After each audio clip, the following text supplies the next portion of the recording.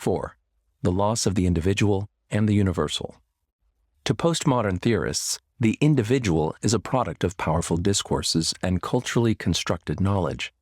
They view the concept of the universal, whether a biological universal or an ethical universal, such as equal rights, freedoms, and opportunities for all individuals, regardless of class, race, gender, or sexuality, as naive at best. At worst, it's yet another exercise in power knowledge, an attempt to enforce dominant discourses. The postmodern view largely rejects both the smallest unit of society, the individual, and the largest, humanity. Instead, it focuses on sets of people who are understood to be positioned in the same way, originally by nation, time period, and social or economic class, and later by race, sex, or sexuality, for example, and who have the same experiences and perceptions due to this social positioning. So the loss of the individual and the universal, what is there to say about that?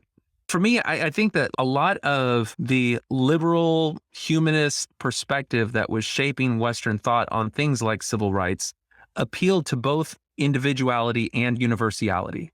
Whether it's universal truth or the acknowledgement of the universal humanity of the human species, of people of all races, genders, or otherwise, those guiding principles provide a foundation whereon we structure society to optimize people being able to live their lives free of what had historically been the forms of abuse and oppression.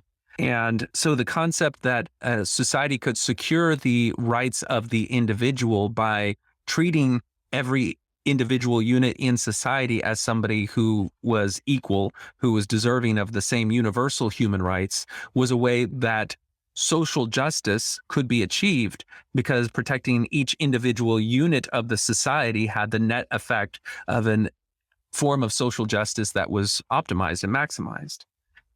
It's expedient to your cause to criticize systems rather than individuals, because if you're to be charitable and allow for a system to have an individual in it that sort of goes rogue, is that, well, okay, he said some crazy things, but that's not necessarily representative of the system, then you miss out on a good opportunity to take down a system by claiming, no, everything that individual said is representative of his system. Therefore, everything he said is free game to criticize on behalf of the system. And then on the universal half of it, we hit on it earlier when we were talking about, there seem to be some things that are just so obviously universally preferable. And we hit on it with deafness. It seems so obvious that the ability to hear, the ability to see is preferable to not having those things. Abolishing the universal entirely just opens the gate to, if somebody ever comes to you, like that woman that I was talking about, and says, I'm supposed to be blind, you can't say, no, it's something's wrong with your head. You can't apply that universal preference to her, because that's immoral. I think it's a recipe to identity-based tribalism. It's just what's going to come out of it. It's what has happened with it.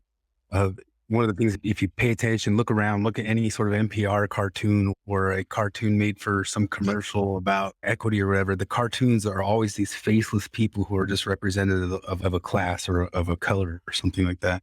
And it's removing the individual identity of any given person. And if some individual identity, like say within a politically black group, decides that they're not going to go along with that politically black group, you'll see people say things like, that person's now not black. And it gets so confusing, but you'll understand it better when you understand that people are almost viewed in their voting blocks, in their political principle blocks of groups. There is no individual. You got more questions, but I tell you, if you have a problem figuring out whether you're for me or Trump, then you ain't black. Yeah. And it's funny watching that Foucault-Chomsky debate, because he makes himself disappear and the individual disappear, and he talks only about systems and everything like that. But then it starts reducing, because we are all individuals and we do all inhabit these systems, but we get reduced to bodies that fit specific class groups that have a political position in relation to power and can either be elevated, centered, or dismissed and disqualified based on that in the way that modern discourse is shaping.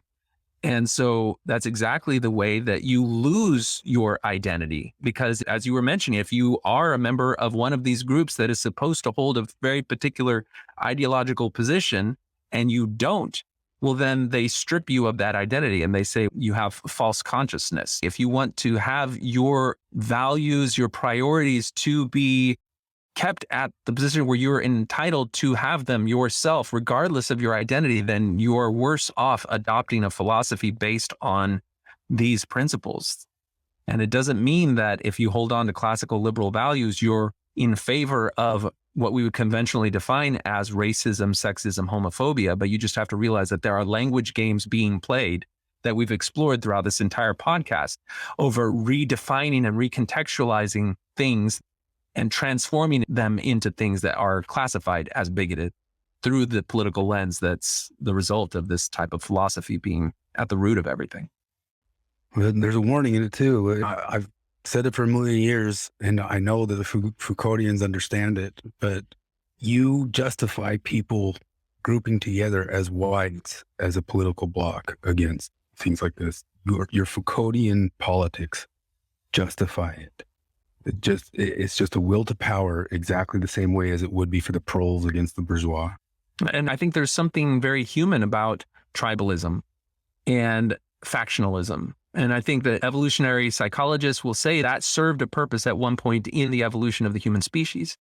But the thing about liberal thought is it specifically tries to get through that and set up a system of governance and an idea of rights and individuality that can coexist with the reality of human tribalism, but then serves to create a level playing field or create a system of rules through which people can navigate their lives in a way that maximizes their choices and their opportunities.